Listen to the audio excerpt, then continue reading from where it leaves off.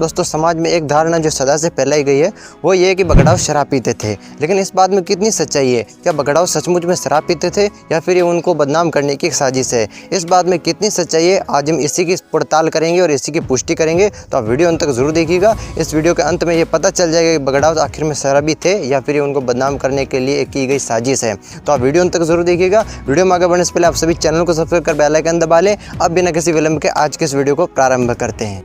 दोस्तों पहली बात तो यहीं पर स्पष्ट हो जाती है कि अगर बगड़ाऊ तो शराबी होते तो उन्हें कभी भगवान शिव काया और माया का वरदान नहीं देते।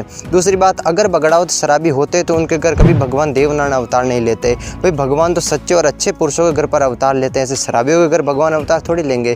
तो इन बातों से स्पष्ट पता चल रहा है कि बगड़ाऊ तो शराबी नहीं थे। बगड़ाऊ तो बहुत ही शूरवीर और सत्यवादी थे। वो तो शराब को छूते तक नहीं थे, ये सिर्फ उनको बदनाम करने की साजिश है। तो फिर प्रश्न यहाँ पर उठता है कि अगर बगड़ाऊ तो शराब नहीं पीते थे तो फिर पातू कलाली के पास दारू खरीदने के लिए क्यों गए थे? तो देखिए इसके पीछे एक कहानी है जो मैं आपको बताता हूँ, तो आप पूरी समझिएगा, पूरे ध्यान से सुनिएगा।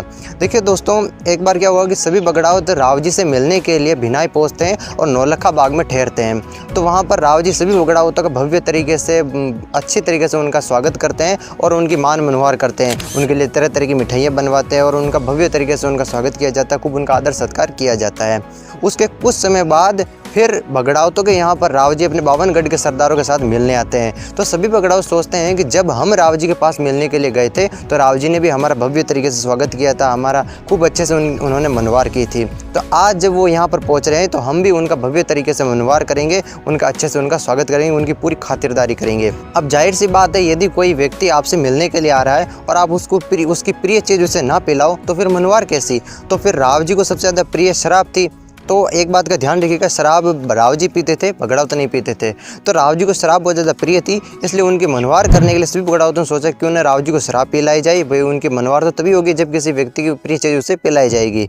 तो फिर सभी बगड़ाऊ राव जी को शराब पिलाने की सोचते हैं। तो उसके बाद 24 बगड़ाऊ में से एक नियाजी, जिन्हें नेवाजी भी कहा जाता है, वह पातू कलाली के पास जाते हैं। पातू कलाली जो कि शराब का व्यापार करती थी।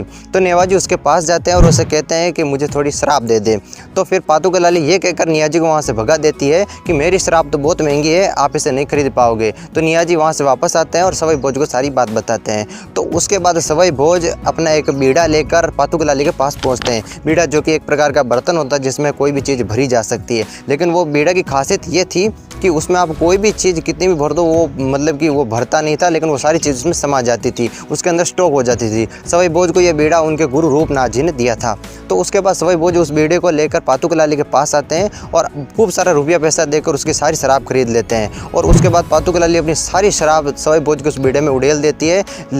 पातू कलाली की पूरी सावन भादो नाम की दोनों झीलें खाली हो जाती शराब की, लेकिन सवाई भोज का वो बीड़ा नहीं भरता है। तो उसके बाद पातू कलाली का घमंड चकनाचूर हो जाता है और उसके बाद सवाई भोज उस शराब के बीड़े को लेकर आते हैं, राव जी और उसके 52 गढ़ के सरदारों को पिलाते हैं और उसके बाद जो शराब बच जाती है उन्हें वे मेघला पर्वत पर उड़ेल देते हैं। तो उसके बाद वो शराब रिसकर पाताल में चली जाती है और उसके बाद नाग देवता क्रोधित हो जाते हैं। फिर वो आगे की कहानी है। तो इस कहानी से स्पष्ट पता चलता है कि बगड़ाऊ तो शराब नहीं पिया था। उन्होंने राव जी की मनवार करने के लिए, पातू कलाली घमंड चकनाचूर करने के लिए शराब खरीदी थी, बल्कि खुद नहीं पी थी, अपने उनके 52 गढ़ के सरदारों को पिलाई थी और फिर जो शराब बच गई थी उन्हें वह मेघला पर्वत पर उड़ेल देते हैं। तो ये सारी कहानी इस बात को साबित करती है कि बगड़ाऊ शराबी नहीं थे, ये सिर्फ उनको बदनाम करने की साजिश है। तो जो लोग सच्चा इतिहास नहीं जानते वो इस प्रकार की मनगढ़ंत बातें बनाते हैं कि बगड़ाऊ तो शराबी थे, वो तो दारू पीते थे। तो आप आगे से इन सब बातों का ध्यान रखिएगा कि बगड़ाऊ तो शराबी नहीं थे, वो शराब नहीं पीते थे। तो आप समझ गए होंगे। भाई इसी बात से स्पष्ट होता है कि भाई जिनके घर भगवान अवतार लिया हो वो शराबी कैसे हो सकते हैं। तो इन बातों से स्पष्ट पता चल रहा है। अब आशा करता हूँ कि आपको